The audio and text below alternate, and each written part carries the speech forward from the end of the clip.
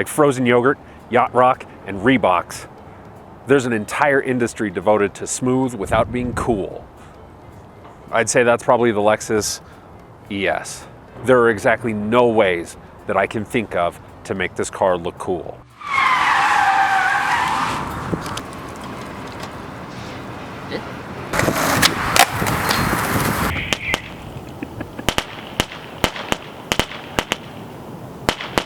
No, it's just not going to happen. Instead, what you get is a 3.5 liter V6 married to an almost invisible 6-speed automatic transmission and a suspension setup that's one step away from being board certified sleep therapy. It's the kind of car that you buy when you've decided that your living room is probably going to be the most entertaining place that you'll be all day. The 2016 Lexus EX is still a Lexus shell on a Camry body. The 3.5 liter V6 makes 268 horsepower and 248 pounds-feet of torque. That's married to a 6-speed automatic transmission, and there's no manual. No manual! Did you really think there was going to be a manual? That engine-transmission combo is good for 21 miles per gallon in the city, 31 on the highway, and 24 in combined driving according to the EPA. The 6-speed automatic transmission is actually really good. I mean, it just operates invisibly. There's no guessing. There's no wandering gears, or it actually shifts seamlessly in the background. I can't imagine any other more invisible transmission than the one in here. As a matter of fact, I can't think of any more invisible features in a car. No, I can't think of any. The Lexus ES has a sport mode that's interesting on double dates, but it really doesn't do much. In the trunk, the Lexus ES sports 15.2 cubic feet of cargo space, which is more than some in its class, including the Audi A6, which only boasts 14.1 cubic feet.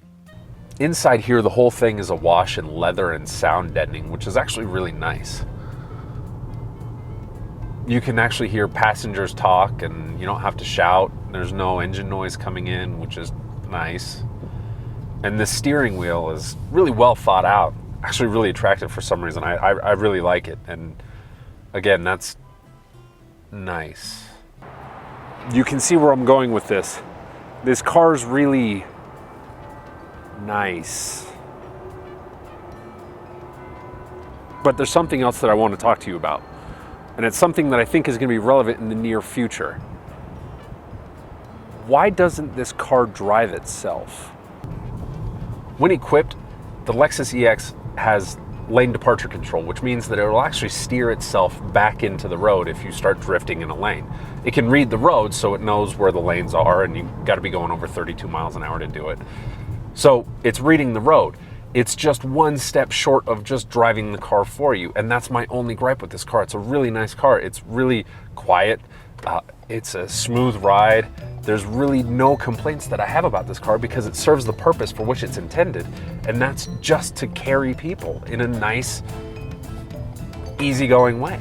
But if it can read the road, why can't it just drive itself? I don't think a lot of people are buying this car because they want to feel connected to the road. That's probably an Audi A6 or a BMW 5 Series. A Lexus ES is intentionally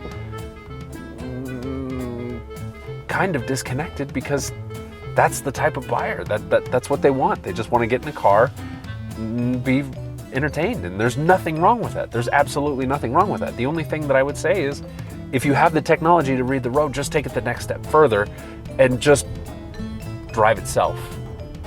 It would be so much easier. At $34,000 to start and $49,160 is seen here, the Lexus EX is a luxury car for a luxury buyer who's looking for some luxury. And that's really okay. It's perfectly acceptable.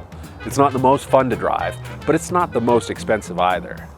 But for a car that can read the road, acting on it is the next logical step. And it's a step that I wish Lexus would have taken already, because that would actually be kind of cool.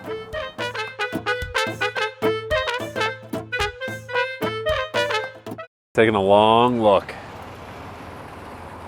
Make sure he sees all of that. That guy's gonna kill us later. I'm gonna come kill him.